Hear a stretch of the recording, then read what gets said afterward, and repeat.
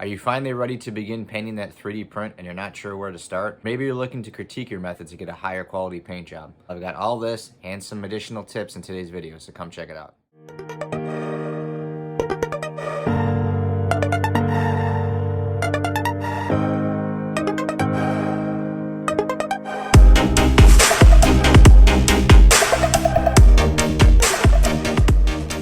Alright, what's up everyone? Back at it again. It is DW Darkwing Dad, and today I am bringing you Painting 101. So what we're doing is we're leaving off where we finished with sanding and prepping PLA 101. So what we're going to do is continue on and now paint this. So this is a great video because, again, I'm kind of, I guess, backtracking, and I'm just using all consumer grade products. If you're a longtime subscriber of the channel, you know I kind of use more, I guess you could say, higher end things, but I know that there's a lot of people that just don't have the setup. Cost effectiveness isn't that ideal for them. So kind of what I'm doing with all these videos is just using regular products that you can get from Walmart, Lowe's, or stuff that you can order on Amazon. And if you follow all these tips and everything that I show you here, you're still gonna get a pretty awesome paint job, and it's gonna be reflected in the final piece. We're gonna basically cover the entire paint process beginning to end.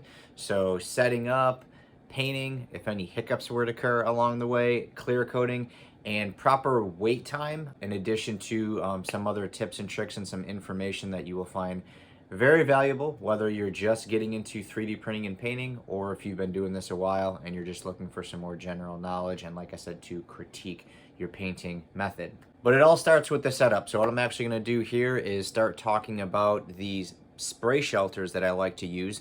These help keep debris down, and they really keep your model defect free. What I'm going to do is show you guys how to set these up, give you a quick overview of them, and then we're going to go right into painting the model. Without any further ado, let's go. We want to keep dust low. We want to keep any sort of debris out. So what I like to do is use my Wagner portable paint booths, and these things are absolutely awesome.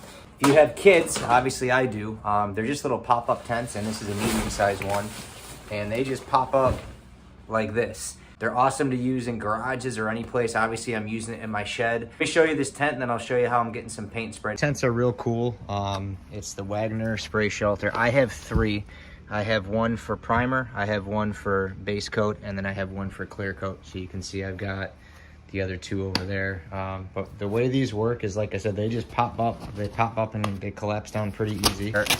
Your fan and your filter goes to suck any spray or any debris or anything that might get in there. So having some spare gym flooring, you can use pretty much anything. The reason why I like this is when I'm done, it's mostly just overspray. I'll pull it out and hose it down and let it dry, and then it's pretty much brand new. So I want to wear some sort of, you know, respirator or something like that. So mine's a little bit heavy duty. It might be overkill, but like I said, I spray a lot of 2K clears and stuff like that. So always better to be over safe than under safe.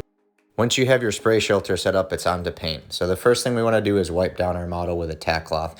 What this will do is remove any dust, any debris, anything that may have landed on the model. Obviously, we want the model as clean as possible. After that, just kind of get it positioned. You'll notice here I have an oscillating turntable. It's on top of a box. You can also use gym flooring. A box worked better for this model. But this will allow me to grab and move the model and just turn the model with the table versus actually physically handling it. You'll notice I have some craft paper on top of there. I do that so it doesn't gunk up the turntable. The last thing we want to do is start spraying paint and have it mix up any residue that might be left over. Once you're ready to paint, agitate your spray can, shake it a good amount of times, and do a couple practice sprays on the box to make sure the nozzle's clear. After you do that, just start doing very, very light coats. These don't need to be heavy. They need to be just adequately applied, not too heavy. Lighter is not necessarily a bad thing, but you just want to kind of go light. You don't want to load it on. You don't want to create runs and things like that. Once you've waited about 1 to 2 hours and allowed it to dry, flip it to a different position. That way you're covering everything on the model. This is just to ensure that everything is painted. There's no primer exposed or anything like that. And again, you're doing a very, very light coat. So this is also getting you additional coats of paint, which will help for gloss and luster and things like that. So you can see here, this is after a couple coats. Again, waiting 1 to 2 hours in between these coats just to make sure everything is dry. Once that's all done, your model's looking pretty good. So 1 light tack coat and then 2 additional coats. Okay, so sometimes when you're painting, you will have little blemishes or little blips, I guess if you want to call it, since we're Marvel fans here, happen in your painting process. And this is common with aerosol, more common with aerosol than if you're using HVLP guns, but because most hobbyists and enthusiasts just use, you know, rattle cans, this is more common to happen. So you can see here that we got a little blemish right here. There's also one right there, and there's also one up here, and there's one right there. So this can just happen no matter how evenly you try to spray. Aerosol is just more likely to clog. That's why when in the video you kind of see me doing a test spray just to kind of clear out the nozzle, but this can still happen. So I'm glad this happened. It's a good incorporation for the video, because if this happens, some people panic, they start loading more paint on, and that's not the way to fix it. So what we actually want to do is we want to wet sand this. So when you wet sand, all you do is you just take a small water bottle, and what we're going to do is just spray some water on here. Now you want to make sure that your model has dried for at least 18 to 24 hours. This has sat for about 18 hours, so we should be pretty good. This is a metallic paint, and they do dry a little bit faster. It doesn't have too many coats. There's 2 solid coats, so about 18 hours should be good. But all I'm going to do here is take some 1500 grit sandpaper, and I'm just going to wet sand this. It's going to help knock it down. Now, I don't really recommend using something firm. You want something that's kind of squishy. So you can see I have this interface pad, and all I'm gonna do here is try to knock this down. Now, if this isn't aggressive enough, I'm gonna go lower, but I'm gonna start with the least aggressive method possible. If I go too deep, I could take all the paint off, which I don't really wanna do. I just wanna take some of it off. So I'm just gonna start with this and see how it fixes it.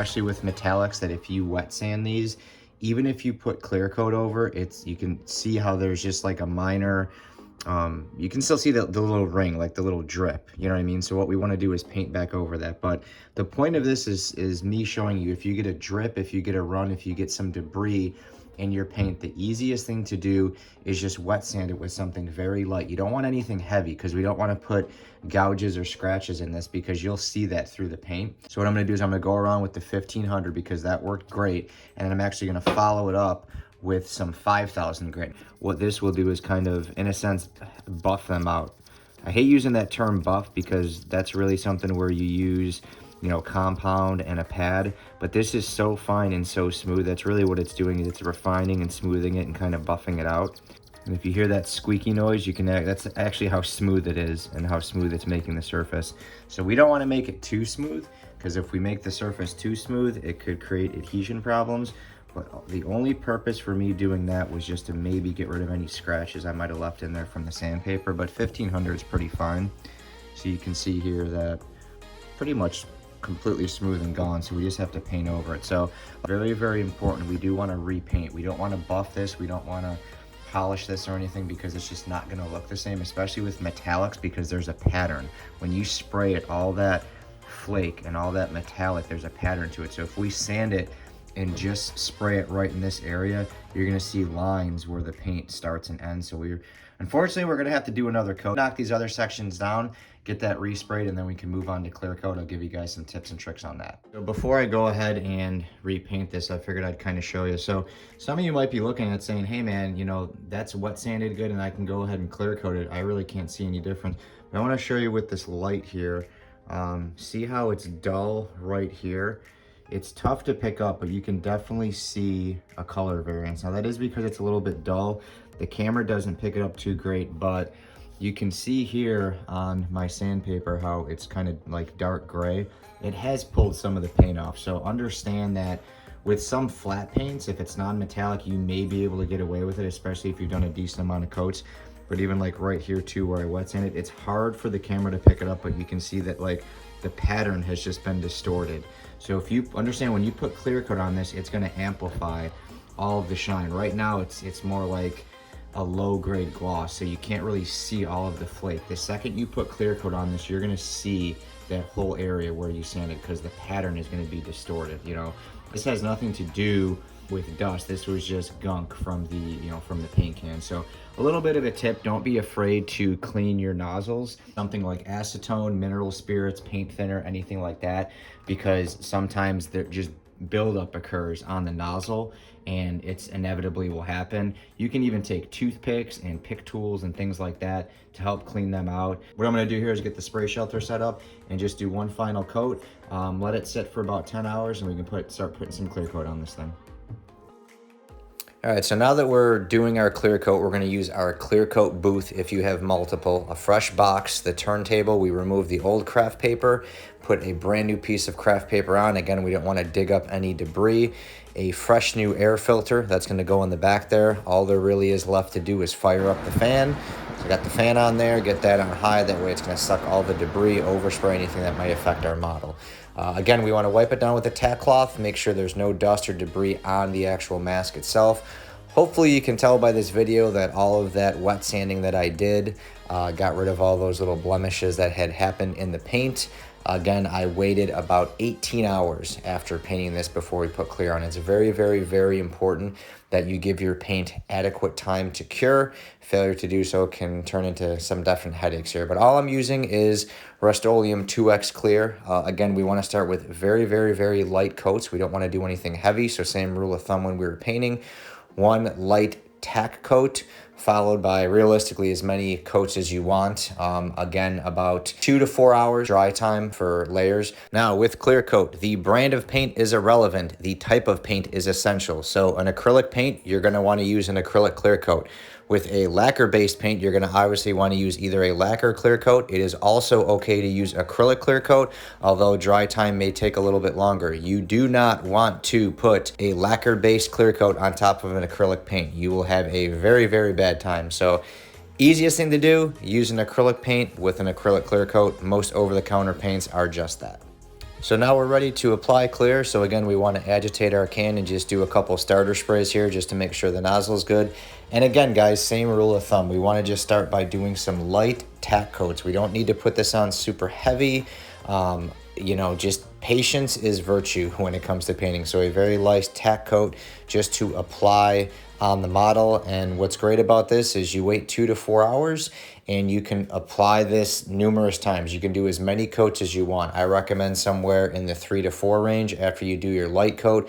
So 1 light coat and then 3 to 4 additional coats. You just really want to make sure you're giving yourself adequate cure time in between coats. Humidity, overall temperature can definitely affect how long you should wait. So again, you may have to kind of troubleshoot and see what works in your area. Again, rotating the model in a different position to make sure you're getting all areas covered and captured with the clear coat.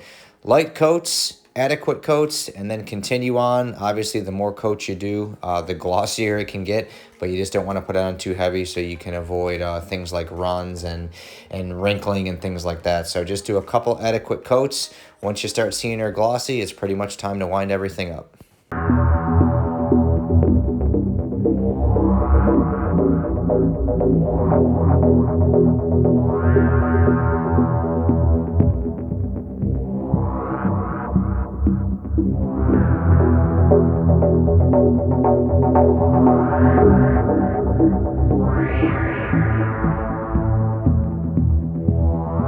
That is a wrap for Painting 101. I know I went over a lot of information there.